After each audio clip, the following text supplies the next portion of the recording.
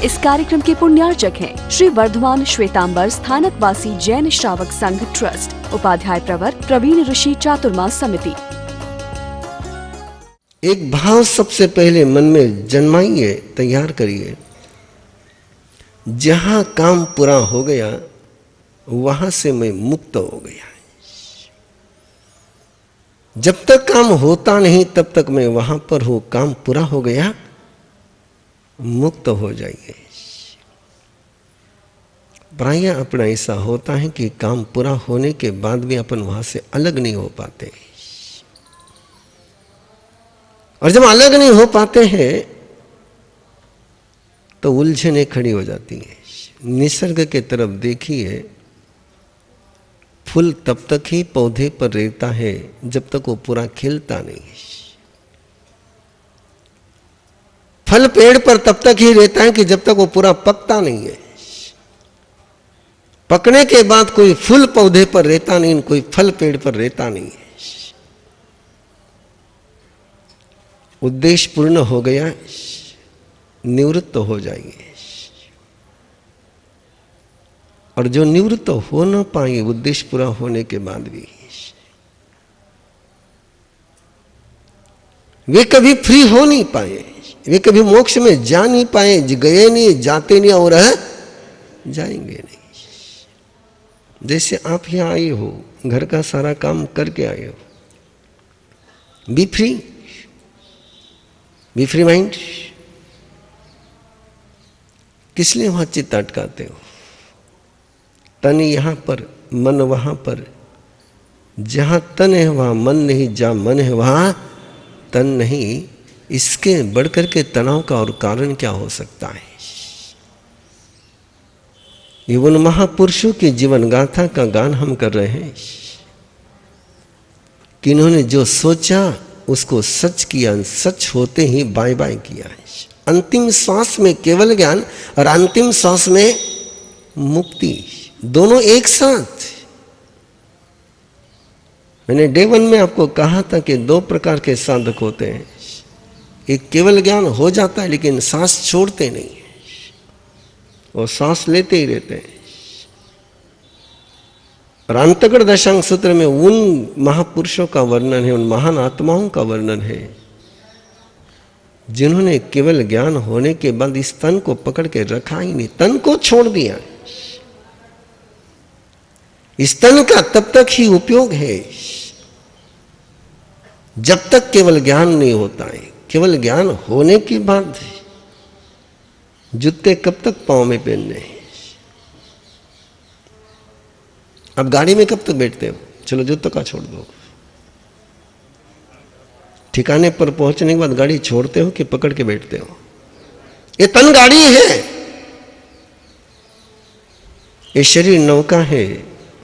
किनारे पर पहुंचने के बाद नौका को छोड़ता है तो किनारे पर पहुंच पाता है, नहीं तो किनारे पर ही रह जाता है।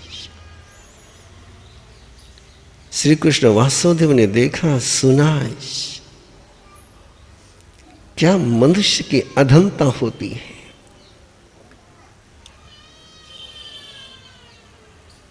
एक साधक को इस प्रकार की, जिसने किसी का कुछ बिगाड़ा नहीं, सोचते हैं श्री कृष्ण वासुदेव, कोई गसकुमाल ने सोमा को लिया नहीं था, मैंने लिया था। गुनहगार हूं तो मैं हूं, गसकुमाल को क्यों सजा मिली? और एक मैसेज लेता है श्री कृष्ण वासुदेव, यदि किसी समय में, किसी धरती में, किसी क्षेत्र में बिना गुनाह की सजा मिलती हो तो विनाश नजीक है।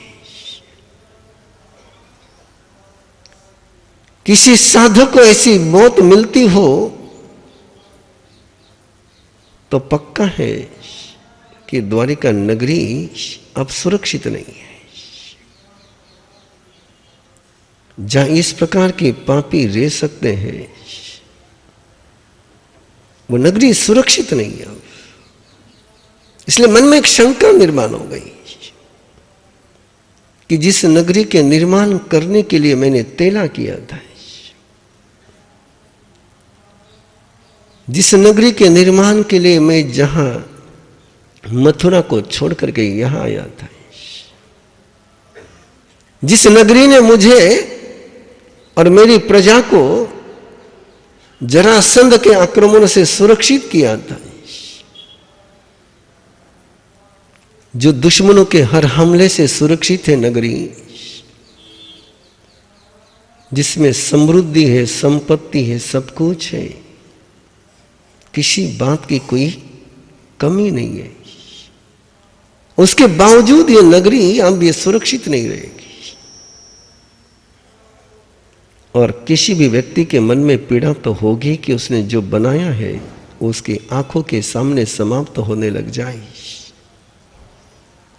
बिखरने लग जाए।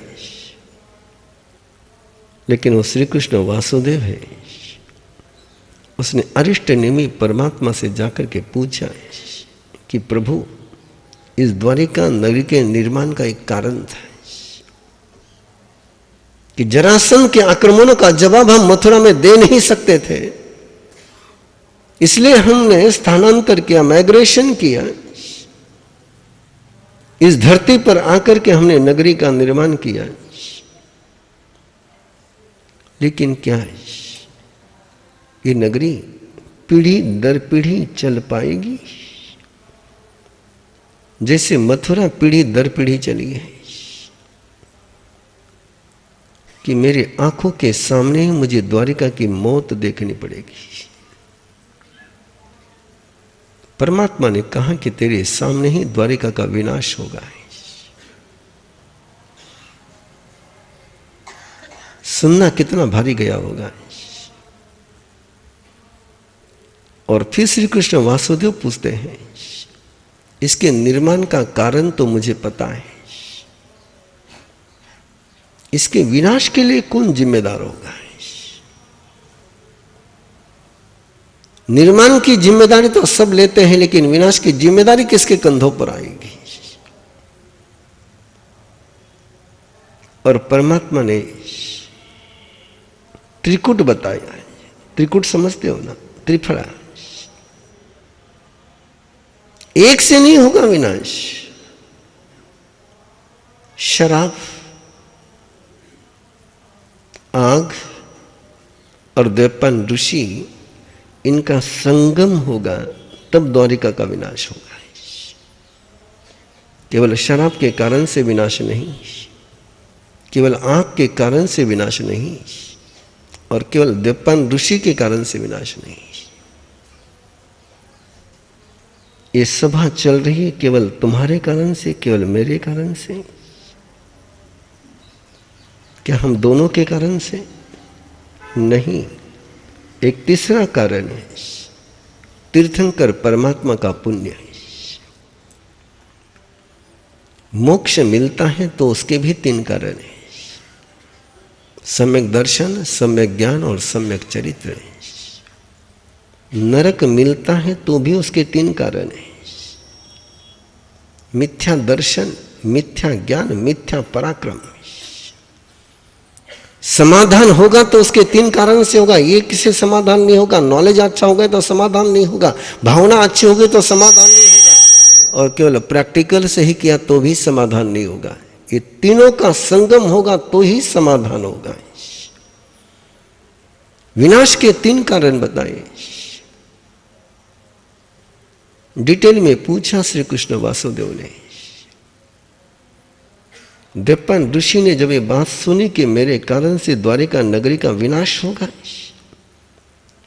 कोई ऋषि इस बात को सुनकर के खुश हो पाएगा? नहीं, मुझे द्वारिका के विनाश का कारण नहीं बनना है। मैं द्वारिका के विनाश का कारण बनूंगा, मुझे मंजूर नहीं है। और द्वैपायन ऋषि द्वारिका के विनाश का कारण नहीं बनना, इसलिए सुनता चला जा रहा है कि क्या होने वाला है। और परमात्मा ने फरमाया कि शराब, यादव कुमार शराब पिएंगे, और शराब में सारा भान चला जाएगा, बेभान हो जाएंगे। क्यों घरों का नाश हो रहा है, क्यों कल्चर का नाश हो रहा है? पंचम काल के कारण से कि एडिक्शन के कारण से? एडिक्शन व्यक्ति को अटेंशन से फ्री कर देता है। पुनः की बात है, बहुत अच्छे सुलझे हुए व्यक्ति थे, और आपको पता है कि मैं गुटखे के खिलाफ में जम के बोलता हूं। वो भी गुटखा खाता था, थोड़ा सा खाता था। बोले महाराज साहब, जैसे पान चबाते वैसे गुटखा चबाते, उसमें क्या आप इतना है तौबा मचाते हो? मैंने उसको सवाल पूछा, जब गुटखा खाते हो तब तुम्हारा फोकस किधर रहता है, और गुटखा क्यों खाते हो? बरमा सब कभी टेंशन आ जाता है किसी बात का, गुटखा खा लेते हैं। मैंने कहा गुटखा खाने के कारण से सॉल्यूशन मिलता है कि टेंशन से फ्री हो जाए? मतलब टेंशन से फ्री होते, सॉल्यूशन तो नहीं मिलता है। मैंने अगला सवाल उनको पूछा कि घर को आग लगी, तुमको टेंशन आया है, तो सॉल्यूशन चाहिए कि टेंशन फ्री होना चाहिए? वो सोचने लगा, हमारा सब ने क्या पूछ लिया, घर को आग लगी हो तो टेंशन फ्री होना चाहिए कि सॉल्यूशन की तरफ कदम बढ़ाने चाहिए? और गुटखा क्या करता है, शराब क्या करती है, ये जितने भी एडिक्शन वो क्या करते, तुम्हें सॉल्यूशन की तरफ ले जाते हैं कि तुम्हें सॉल्यूशन से दूर ले जाते हैं? सबसे बड़ा कारण है नशे का। ये दुनिया में केवल एक ही कल्चर है जो नशे का सपोर्ट करता है, बाकी दुनिया के सारे धर्म नशे के खिलाफ है। इस्लाम भी नशे के खिलाफ है। केवल एक ही धर्म है जिसने पूरी दुनिया में शराब को ऐसा स्टेटस दे दिया, सिंबल दे दिया, क्रिश्चियन, कि वहां तो उनके धर्म की दीक्षा ही शराब से होती है। एक सिंबल आ गया, एक स्टेटस आ गया। और मैं सुनता हूं युवकों के मुंह से, अपने समाज के युवकों के मुंह से सुनता हूं कि मरसम अब शराब नशा नहीं है, स्टेटस सिंबल है। No drink, no status symbol. क्या स्थिति हो गई? गुन्हे को गुनाह कहना ही छोड़ दिया है, पाप को पाप कहना ही छोड़ दिया है। प्रश्न व्याकरण सूत्र में पाप को लेकर के दो शब्द जाते हैं, एक पाप और एक पाप गौरव। जिसको अपने गलती करने में गौरव का एहसास हो जाए उसको महामोहनीय कर्म का बंध होता है, जो गलती करता है उसको मोहनीय कर्म का बंध होता है।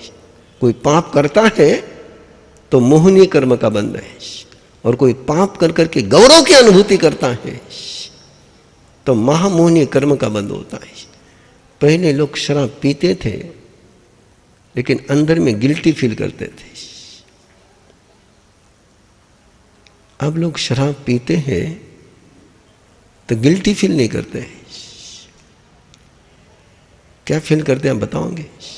गौरव फील करते हैं, आई एम ए ग्रेट। और ये कहां पहुंच गया तरीका है? द्वारिका को श्री कृष्ण वासुदेव नहीं बचा पाए शराब के कारण से। तीर्थंकर परमात्मा की साधना मिलने के बावजूद इस द्वारिका को बचा नहीं पाए। तुम क्या बचा पाओगे शराब पी करके? और आज इस समाज के सामने, जैन समाज के सामने सबसे बड़ा मुद्दा है आज कि न्यू जनरेशन को इससे कैसे बचाना है। मैं कोई पर्शियन पुरों में आपके ढोल नहीं बजा रहा हूं, पोल नहीं खोल रहा हूं। मैं केवल एक वाक्य बोल करके इस सब्जेक्ट को चेंज करना चाह रहा हूं। हो गया तो अच्छा है, नहीं हो गया तो झेलते चले जाना है। जब एक संत को पता चले कि तेरे समाज की 13-14 साल की बेटी शराब पीती है तो उस संत पर क्या बीतती होगी? बेटी कि कन्फेशन का कार्यक्रम मैंने बेटियों के लिए बेंगलुरु में किया था। उस कन्फेशन में उन्होंने लिख करके दिया था। मैं बात कर रहा हूं आपके साथ 2011 की। 11 साल में तो पता नहीं मामला कहां पहुंच गया होगा। बेटियों का शिविर चल रहा था संडे को। यहां नहीं शुरू किया मैंने, करूंगा, क्योंकि स्ट्रक्चर हाथ में नहीं आया। अब शायद स्ट्रक्चर हाथ में आ जाए। तो बेटियों का शिविर चल रहा था। 500-700 बेटियां थी शिविर में। एक दिन एक मां ने आकर के कहा कि महाराज साहब, आप शिविर ले रहे हो, 2 बातों पर फोकस करिए। एक तो हुक्का और नाइट स्लीपिंग आउटडोर। मैं दोनों को ही समझा नहीं। मैंने कहा हुक्का बेटियों का क्या संबंध हुक्के के साथ? हुक्का तो मैंने कहा राजस्थान में वो ठाकर लोग पीते हैं।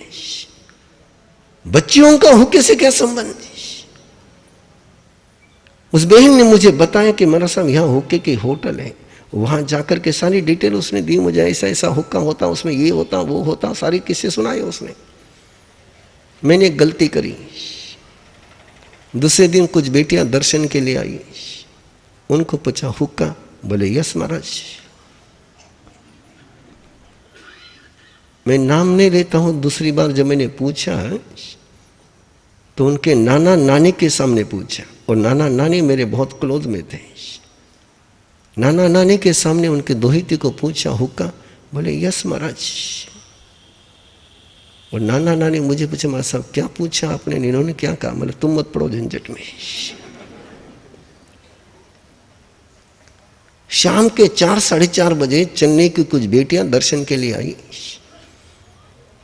मैंने कहा अभी कैसे आई? बोले हम 3 दिन से बेंगलोर में हैं। मैंने कहा फिर आज कैसे दर्शन को आई? बोले मम्मी पापा का फोन आया कि महाराज साहब वहां दर्शन करे बिना आना मत। मैंने पूछा हुक्का? उसी के लिए तो आई। बोले महाराज साहब। चौथे को पूछने की हिम्मत ही नहीं हुई मेरी।